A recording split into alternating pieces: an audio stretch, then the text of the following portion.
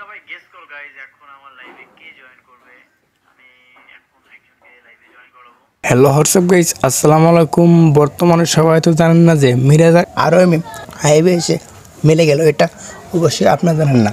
আজকে আমি বলবো যে মিরাজ আরও কিসের জন্য লাইভে এসে মিলে গেল। আজকে আমি এই ভিডিওর মধ্যে সব কিছু বলে দেবো।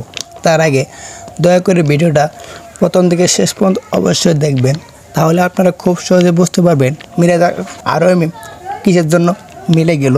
আবার অনেক নাটক করবে, অনেক মিউজিক ভিডিও করবে, আবার আগের মতো ভিডিও করা শুরু করবে। তাহলে আর কি, ভিডিও শুরু করা যাক। হ্যালো হোয়াটসঅ্যাপ গাইস, আসসালামু আলাইকুম। দিস ইজ সওদাগর। আপনাদের মাঝে আমি আবার একটি ভিডিও নিয়ে চলে আসলাম। তাই এই ভিডিওটা প্রথম থেকে শেষ পর্যন্ত অবশ্যই দেখবেন, তাহলে আপনারা খুব সহজে বুঝতে পারবেন মিরাজ আরও লাইভে এসে কী বল এবং এর জন্য আবার মিলে গেল। আমরা এখন শুনবো যে মিরাজ আরও লাইভে কী বলছে, আমরা এটা এখন শুনবো, তাহলে শোনা যাক। আবার একদম মেকআপ টেকআপ নিয়ে রেডি মেডি হয়ে লাইভে চলে আসে। মানে একটা মানুষ। তাহলে আপনারা কী বুঝতে পারলেন অবশ্যই কমেন্ট বক্সে জানিয়ে দেবেন।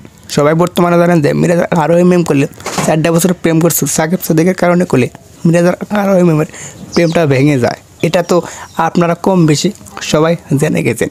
আজকে আমি বলবো যে মিরাজ আরও লাইভে কী বলল এবং কিসের জন্য আবার মিলে গেল।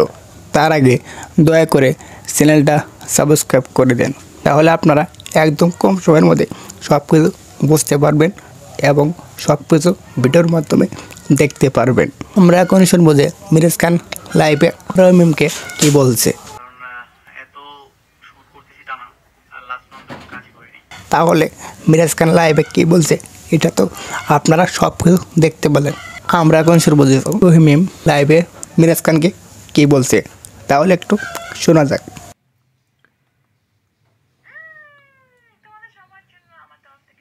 তাহলে তো আপনারা সব কিছু একদম ক্লিয়ারই বুঝতে পারলেন এবং দেখতে পারলেন।